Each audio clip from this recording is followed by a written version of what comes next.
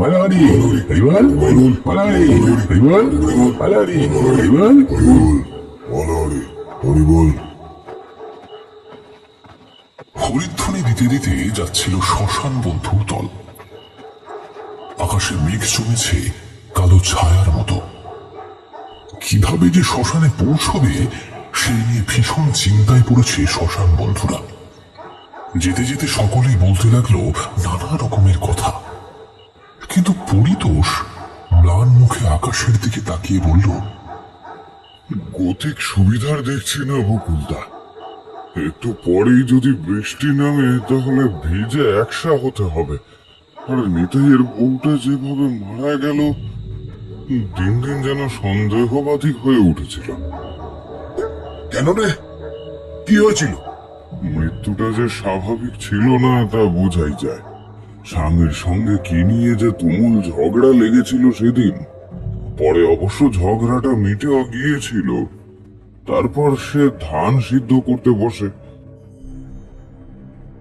সেই সময় উনুনের আগুন কাপড়ে লেগে যায়। কিছু বোঝার আগেই দাউ দাউ করে চলতে থাকে সে। প্রবল চিৎকারে কেঁপে উঠেছিল সমস্ত বাড়িটা। ওই সময় নিতাইয়ের চোখে পড়ে ঘটনাটা।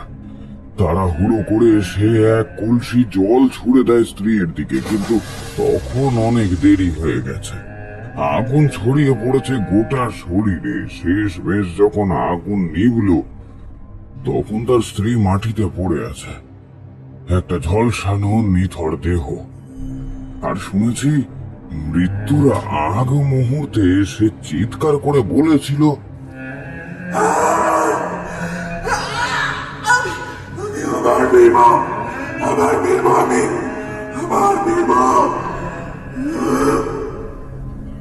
কথাটা শুনেই সকলে ভয়ে আড়ষ্ট হয়ে গেল।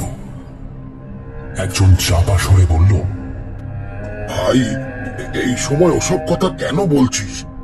যার মৃতদেহ কাঁধে এ যদি কোনো অস্বাভাবিক আচরণ করে, গা ছমছমে পরিবেশ, আমার তো এইসব ভাবতেই ভয় করছে। তোরা একটু চুপ কর না। কার্তিক শুকনো হেসে বলল, ধুর বোকা, মরা মানুষ কি আর নড়াচড়া করে নাকি? ওর বউ পুড়ে মরেছে, নিথর দেহ ওটা, ভয় পাওয়ার কিচ্ছু নেই। অন্য একজন আতঙ্কিত স্বরে বলল, তবু ভয় তো লাগে। পোড়া শরীর দেখলে গা শিউরে ওঠে। আমার তো খুব চিন্তা হচ্ছে। গ্রামের মোড়ল নিজে এলেন না, শুধু আমাদের যেতে বললেন। ঠাকুর আমাদের রক্ষা করো, কোনো বিপদ যেন না ঘটে। ঠিক সেই সময় দামোদর বলল, আরে, তোমরা হরিধ্বনি বন্ধ করলে কেন? শ্মশানের ভিতর পর্যন্ত আমাদের হরিনাম করতে হবে। শুরু করো। মালারি হরিবল মালারি হরিবল মালারি হরিবল। দূর থেকে দেখা গেল শ্মশানটা। শ্মশানে প্রবেশ করে ওরা চিতা সাজাবার কাজে নেমে গেল। কিন্তু এই সময় হঠাৎ শুরু হলো তুমুল ঝড়। এই ঝড়ের দাপটে শ্মশানের অনেক গাছ ভেঙে পড়ল মাটিতে। পরিতোষ গলার স্বর উঁচু করে বলে উঠল, এ কি রে বাবা, এ যে ঝড় শুরু হয়ে গেল। এই মনে হয় বৃষ্টি নামবে বলে। এই তাড়াতাড়ি করো। সকলেই তাড়াহুড়োর মধ্যে চিতা সাজাবার কাজে ব্যস্ত হয়ে পড়ল। মাটির উপরে একটা চারপায়া খাটিয়ার ওপর শোয়ানো ছিল মৃতদেহটা। বাতাসে মৃতদেহের ঢাকা খুলে গেল, মুখ বেরিয়ে এলো মৃতের। মৃতদেহ স্পর্শ করে বসেছিল কার্তিক। মৃতদেহের চোখের পাতা খুলে গেল এবং সেইখান থেকে বিচ্ছুরিত হতে লাগলো লাল রঙের আভা। তাই দেখে এসে চিৎকার করে বলে উঠল, কে কোথায় আছো? কে কোথায় আছো? আমাকে মেরে ফেললে, ওকে মেরে ফেললো। সকলের চোখ কার্তিকের দিকে। তাকে চাপড়ে ধরেছে মৃতদেহটা। পালাতে চাইলেও সে পালাতে পারছে না। শ্মশান বন্ধুরা ছুটে এলো, কিন্তু প্রেতের সামনে কেউ টিকল না। একে একে ছিটকে গেল সবাই।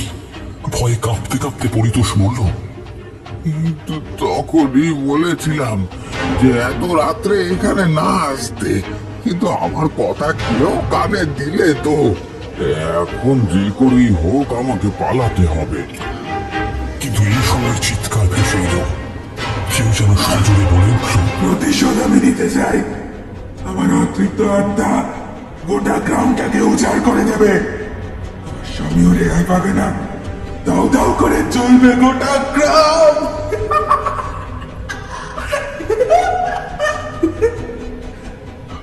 কথাটা বলেই সে অদৃশ্য হয়ে গেল। পরিতোষ দৌড়ে প্রায় শ্মশান থেকে বেরোবার পথের দিকে চলে এসেছিল, কিন্তু ঠিক সেই সময় সে অনুভব করলো কেউ যেন তার পাটা চেপে ধরেছে। সে পারল না বেশি দূর এগোতে। তার আগেই সে শ্মশানের মাটির নিচে ঢুকে গেল। আর শ্মশানে ছড়িয়ে পড়ল একটা আর্তনাদের ধ্বনি।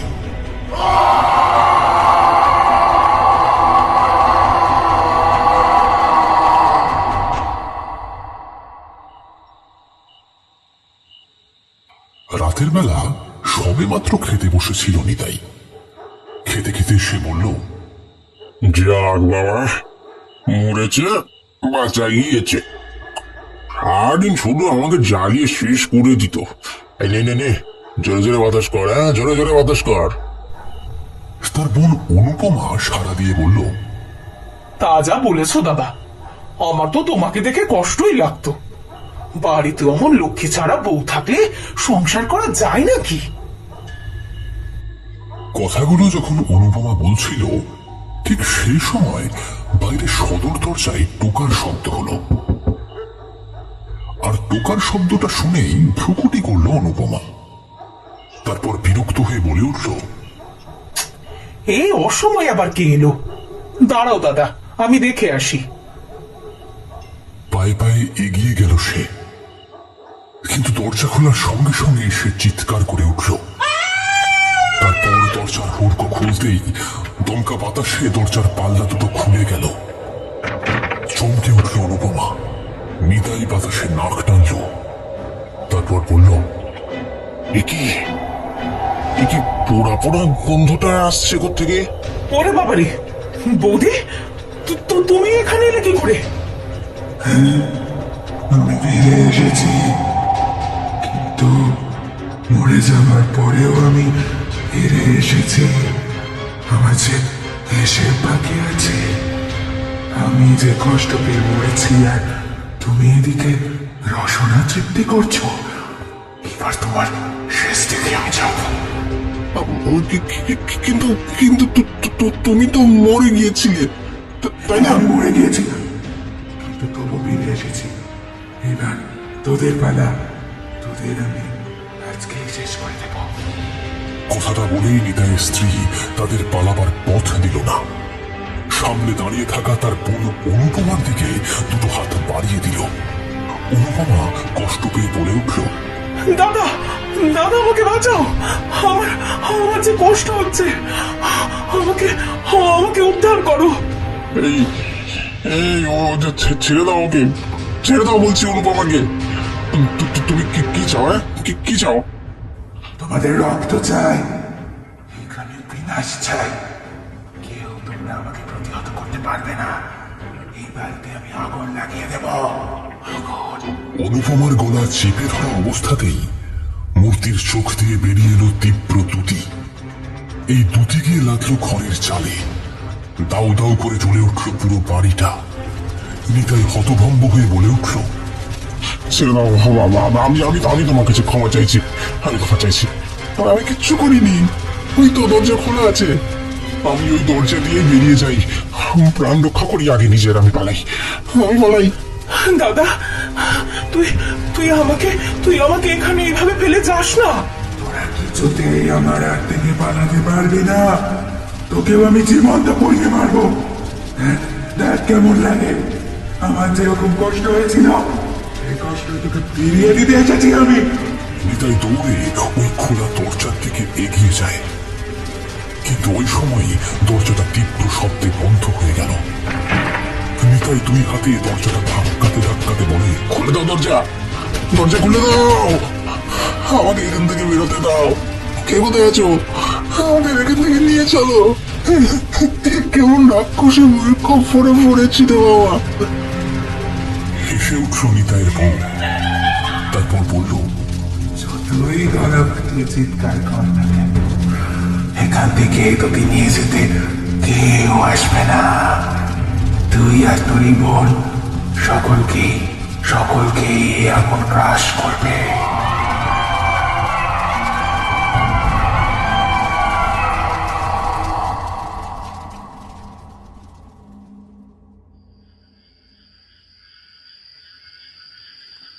বড্ড দেরি হয়ে গেছে। এতটা দেরি হবে ভাবিনি। একটাও গরুর গাড়ি পেলাম না যে বাড়ি পর্যন্ত পৌঁছে দেবে। আরে ওই যে একটা গরুর গাড়ি আসছে না? গাড়োয়ান, ও গাড়োয়ান, শুনছো? দুহাত তুলে তপন এগিয়ে গেল। সত্যি একজন গরুর গাড়ি নিয়ে দাঁড়িয়েছিল একটা বট গাছের নিচে। তাকে দেখে গাড়োয়ান বলে উঠল, ও কোথায় যাবেন বাবু? বলছি রহমতগঞ্জে যাবে নাকি? ওইখানেই আমার বাড়ি। বাবু এত রাতে অতটা পথ